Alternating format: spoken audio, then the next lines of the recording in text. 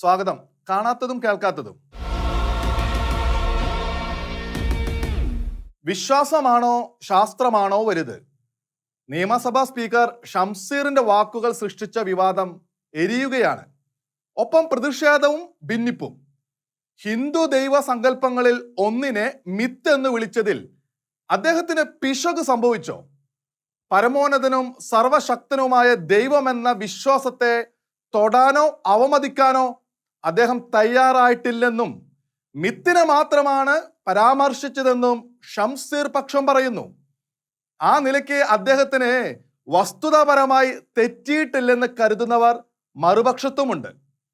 എന്തായാലും ഇന്ത്യൻ ഭരണഘടന നമ്മെ പ്രോത്സാഹിപ്പിക്കുന്നത് സയന്റിഫിക് ടെമ്പർ എന്ന് വെച്ചാൽ ശാസ്ത്രീയ മനോഭാവം വളർത്തണമെന്നാണ്. സയന്റിഫിക് ടെമ്പറിനെ കുറിച്ച് പറഞ്ഞു വരുമ്പോൾ പല മതവിശ്വാസങ്ങളുടെയും ഭാഗമായ മിത്തുകളെ കുറിച്ചും പറഞ്ഞു പോയെന്ന് വരാം. ശാസ്ത്ര സത്യങ്ങളാണ് അംഗീകരിക്കേണ്ടതെന്നും പറയേണ്ടി വരും. അത് ആവശ്യം തന്നെയാണ്. പറയുന്നത് ശാസ്ത്രീയ മനോഭാവം വളർത്താൻ മാത്രമാകണം. അന്ധവിശ്വാസങ്ങളും അവ നിമിത്തമുള്ള ദോഷങ്ങളും ഒഴിവാക്കാനുള്ള ആഗ്രഹത്താലുമാകണം. എല്ലാ വിശ്വാസവും അന്ധമാണെന്ന് ചിലർ ഇതിനെ മറുവാദം പറഞ്ഞേക്കാം. കുട്ടികളെ ബലി കഴിക്കുന്ന അന്ധവിശ്വാസ ദുഷ്ടതയും ദൈവത്തോട് സർവർക്കും ക്ഷേമം പ്രാർത്ഥിക്കുന്നവന്റെ വിശ്വാസവും ഒന്നുപോലെയെന്ന് പറയുന്നവരുടെ ഭോഷത്വം മാറിക്കിട്ടുവാൻ സോദര സ്നേഹത്തോടെ ആശംസിക്കുകയേ നിവൃത്തിയുള്ളൂ. പൊതു പദവിയിലിരിക്കുന്ന വ്യക്തി മിത്തുകൾ, അന്ധവിശ്വാസങ്ങൾ തുടങ്ങിയ പദപ്രയോഗങ്ങൾ സാമാന്യമായുമാണ് നടത്തുന്നതെങ്കിൽ അപകടമില്ല. ഇന്നത്തെ സമൂഹത്തിൽ ഏതെങ്കിലും വിഭാഗത്തിന്റെ വിശ്വാസ സങ്കല്പത്തെ പേരെടുത്ത് പറഞ്ഞു തള്ളുമ്പോൾ അതിൽ പ്രതിസന്ധിയുണ്ട്. കാരണം ബഹുമത ബഹുസ്വര സമൂഹത്തിൽ മിത്തുകളെ മിത്തുകളായി വേർതിരിക്കാത്ത വിശ്വാസ വിശേഷണമാണ് പലർക്കുമുള്ളത്. വേറെ ചിലരുടെ മട്ട് സയന്റിഫിക് ടെമ്പർ അവർക്ക് മാത്രമേ ഉള്ളൂ എന്നും രണ്ടും ഒത്തുപോകുന്നതല്ല. അവരോട് ചോദിക്കാം, എന്താണ് സയന്റിഫിക് ടെമ്പർ അല്ലെങ്കിൽ ശാസ്ത്രീയ മനോനില? മതനിരാകരണമാണ് ചിലരുടെ സയന്റിഫിക് ടെമ്പർ. ദൈവവിശ്വാസം നിഷേധിക്കുന്നതാണ് അവരുടെ കണ്ണിലെ ശാസ്ത്രീയത. ദൈവത്തെ നിഷേധിക്കുന്നവർക്കേ ശാസ്ത്രബോധമുള്ളൂ എന്ന് സ്വന്തം അവിശ്വാസം മതമായി അവർ പ്രചരിപ്പിക്കുന്നുമുണ്ട്. അതേ തങ്ങൾക്ക് വിശ്വസിക്കാൻ കഴിയാത്ത ദൈവം വിശ്വാസികൾ ടെസ്റ്റ് ട്യൂബിലാക്കി തങ്ങളുടെ മുമ്പിൽ കൊണ്ടുവരാത്തതിനാൽ പ്രപഞ്ചത്തിലോ പുറത്തോ ഇല്ലാത്ത എന്ന് സ്ഥാപിക്കാൻ അവർ നിരീശ്വര മതം പ്രചരിപ്പിക്കുന്നു. അതാണോ യഥാർത്ഥ ശാസ്ത്രീയ മനോനില? ലോകവിജ്ഞാന ഭൂമണ്ഡലത്തിൽ തിളങ്ങുന്ന ക്രൈസ്തവ വിശ്വാസികളായ പ്രമുഖ ശാസ്ത്രജ്ഞരുടെ നീണ്ട നിര നോക്കിയിട്ട് അവരത് പറയട്ടെ. കത്തോലിക്ക വൈദികരായിരുന്ന പല ശാസ്ത്രജ്ഞരുടെയും ഗവേഷണ ഫലങ്ങളാണ് തങ്ങളടക്കം ആധുനിക തലമുറകൾ പഠിച്ചു പോരുന്ന സുപ്രധാന ശാസ്ത്ര പാഠങ്ങൾ എന്നത് പല നിരീശ്വരവാദികളും അറിഞ്ഞിട്ടില്ലെന്ന് തോന്നുന്നു. Copernicus, Gregor Mendel, big bang സിദ്ധാന്തത്തിന്റെ പിതാവ് ജോർജ് ലീമർ, ഇങ്ങനെ മുൻനിര ശാസ്ത്രജ്ഞരായ വൈദികർ 10-ലേറെ വരും. വേറെയും ശാസ്ത്രജ്ഞ വൈദികരുണ്ട് നൂറുകണക്കിന്. ഗണിത ശാസ്ത്രജ്ഞനായ സിൽവസ്റ്റർ രണ്ടാമനെ പോലെ മാർപ്പാപ്പന്മാർ വരെയും. 13-ാം ഗ്രിഗറി മാർപ്പാപ്പ ഉപയോഗത്തിൽ വരുത്തിയ ഗ്രിഗോറിയൻ കലണ്ടറിനെ കുറിച്ച് വിമർശകർക്ക് ധാരണയിലായിരിക്കാം. വത്തിക്കാൻ വാന നിരീക്ഷണശാലയെക്കുറിച്ച് അവർക്ക് അറിവുണ്ടോ? ബ്ലാക്ക് ഹോളിനെയും ക്വാണ്ടം ഗ്രാവിറ്റിയെയും മറ്റും കുറിച്ച് സവിശേഷ പഠനം നടത്തുന്ന ഫാദർ ഗബ്രിയേല ജിയോന്റെ അടക്കം അവിടുത്തെ ശാസ്ത്രജ്ഞ വൈദികരെ കുറിച്ചും നോബൽ ജേതാക്കളായ ലോക ശാസ്ത്രജ്ഞരെയും സമ്മേളിപ്പിക്കുന്ന വത്തിക്കാനിലെ പൊന്തിഫിക്കൽ അക്കാഡമി ഓഫ് സയൻസിനെ കുറിച്ച് അവർക്കറിയാമോ? വൈദികരല്ലാത്ത കത്തോലിക്ക, അകത്തോലിക്ക ശാസ്ത്രജ്ഞരുടെ നീണ്ട നിര അറിഞ്ഞിരുന്നാൽ തന്നെ ക്രൈസ്തവതയെ ശാസ്ത്രവിരുദ്ധമെന്ന് വിമർശിക്കാൻ കഴിയുമോ? ശാസ്ത്ര പഠനത്തിൽ ശാസ്ത്രീയ രീതികൾ വികസിപ്പിച്ചത് തന്നെ ക്രൈസ്തവ വൈദികരാണ്. ആധുനിക ശാസ്ത്ര ലോകത്തിന്റെ നട്ടലായിരുന്നു ക്രൈസ്തവ ശാസ്ത്രജ്ഞർ. പല സഭാവിരുദ്ധർക്കും പറയാനുള്ളത് കോപ്പർനിക്കസിന്റെയും ഗലീലിയോയുടെയും സൗര കേന്ദ്രീകൃത സിദ്ധാന്തത്തെ നിഷേധിച്ചതുപോലെ ചിലത് മാത്രം. അതിന്റെ പേരിൽ കത്തോലിക്ക സഭ ശാസ്ത്രവിരുദ്ധമെന്ന് സ്ഥാപിക്കാൻ കപടമായ കലഹ സിദ്ധാന്തം അഥവാ കോൺഫ്ലിക്റ്റ് തിയറി ചമച്ചവരുണ്ട്. സയന്റിഫിക് ടെമ്പറിനെ കുറിച്ച് പറയുന്നവർ മനസ്സിലാക്കേണ്ട കാര്യം, ശാസ്ത്ര സത്യം അംഗീകരിക്കപ്പെടണമെങ്കിൽ ശാസ്ത്ര സത്യത്തിന് ശാസ്ത്രീയത വേണം. എന്ന് വെച്ചാൽ അത് മറ്റുള്ളവർക്ക് ബോധ്യപ്പെടാവുന്നതാകണം. തെളിവുകളോടെ സംശയരഹിതമായി മറ്റുള്ളവർക്ക് ബോധ്യപ്പെടാൻ ശാസ്ത്രീയ ഉപകരണങ്ങളോ സംവിധാനങ്ങളോ ഇല്ലാതിരുന്ന കാലത്താണ് കോപ്പർനിക്കസും ഗലീലിയോയും തങ്ങൾക്ക് ബോധ്യപ്പെട്ടത് പറഞ്ഞത്. ക്രൈസ്തവനായിരുന്ന പരിണാമ സിദ്ധാന്തകാരൻ ചാൾസ് ഡാർവിന്റെ നിഗമനങ്ങൾ സൃഷ്ടി സിദ്ധാന്തത്തിന് എതിരെന്ന് കരുതിയവരും ക്രൈസ്തവ ലോകത്തുണ്ടായി. പക്ഷേ അതിനെ ദൈവവിരുദ്ധ കണ്ടുപിടുത്തമായി വേഷം കെട്ടിച്ച് ക്രൈസ്തവ ലോകത്തിനെതിരെ പ്രചാരണം നടത്തിയത് നാസ്തിക രാഷ്ട്രീയക്കാരുടെ വേല. ഇന്നത്തെ വ്യാജ PhDകളെയും ഡിഗ്രികളേക്കാൾ ഭയാനകമായ ശാസ്ത്രീയ തട്ടിപ്പുകൾ കഴിഞ്ഞ നൂറ്റാണ്ടുകളിൽ നടത്തിയിട്ടുള്ളവരുടെ കാര്യം കൂടി ടെമ്പർവാദികൾ ഓർമ്മിക്കണം. ശാസ്ത്രജ്ഞർക്ക് തങ്ങൾ കണ്ടെത്തിയ സത്യങ്ങളെ ശുദ്ധ സത്യങ്ങളായി അവതരിപ്പിക്കാനേ അധികാരമുള്ളൂ. അതിനെ ശാസ്ത്രീയതയുള്ള മൂല്യമുള്ളൂ. എന്ന് വെച്ചാൽ ഓക്സിജനും ഹൈഡ്രജനും ചേരുമ്പോഴാണ് വെള്ളമുണ്ടാകുന്നതെന്ന് കണ്ടുപിടിക്കുന്ന ശാസ്ത്രജ്ഞൻ ആ അറിവ് പങ്കുവെക്കണം. തെളിയിക്കപ്പെടുന്ന ആ സത്യം ലോകം അംഗീകരിക്കണം. അതിനപ്പുറം വെള്ളമുണ്ടായതിന് പിന്നിൽ ദൈവമില്ല എന്നൊരു മതമോ ദർശനമോ പ്രഖ്യാപിക്കുവാൻ ശാസ്ത്രത്തിന് പ്രത്യേകിച്ച് അധികാരമില്ല.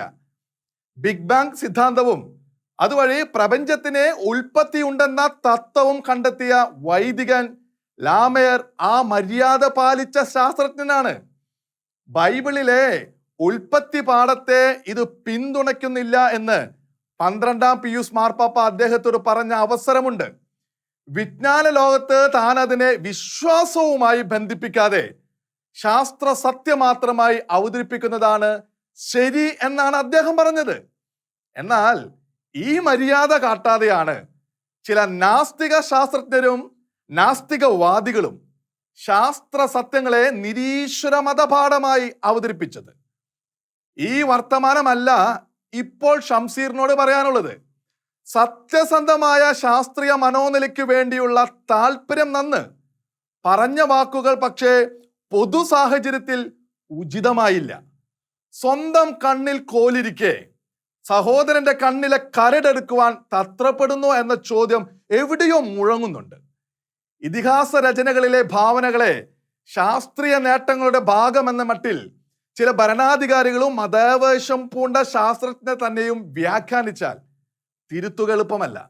മിത്തിന്റെ പേരിലായാലും പൊതു വ്യക്തി താൻ ഉൾപ്പെടാത്ത ഒരു വിഭാഗത്തെ മാത്രം തുറന്നു പരാമർശിച്ചാൽ അത് ശാസ്ത്രീയ വർത്തമാനമായി കരുതപ്പെടുകയില്ലെന്ന കാര്യം ഷംസീർ അവഗണിച്ചു. മിത്തല്ല, സത്യം തന്നെയെന്ന് വിശ്വസിക്കുന്നവർ അതിനെ വെല്ലുവിളിയായി വ്യാഖ്യാനിക്കാമെന്ന സാധ്യതയെയും അദ്ദേഹം വിലവെച്ചില്ല. അത് പിശക് തന്നെയാണ്. പക്ഷേ അതിൻ്റെ പേരിൽ സ്വന്തം വിശ്വാസത്തിന്റെ ധാർമ്മികതയ്ക്ക് നിരക്കാത്ത വാക്പ്രയോഗങ്ങളിലും നടപടികളിലും ആരെങ്കിലും ഏർപ്പെടുന്നെങ്കിൽ അതും പിശക്. പ്രതിഷേധം പ്രകടനമാക്കി എന്ന് കരുതി കേസിൽ കൊടുക്കുന്നതും ദൃഢപ്രതിജ്ഞ പോലെ ആവർത്തിച്ച കാര്യം പറഞ്ഞിട്ടേ ഇല്ല എന്ന് പിന്നീട് മാറ്റി പറയേണ്ടി വരുന്നതും ഗതികേട് തന്നെ.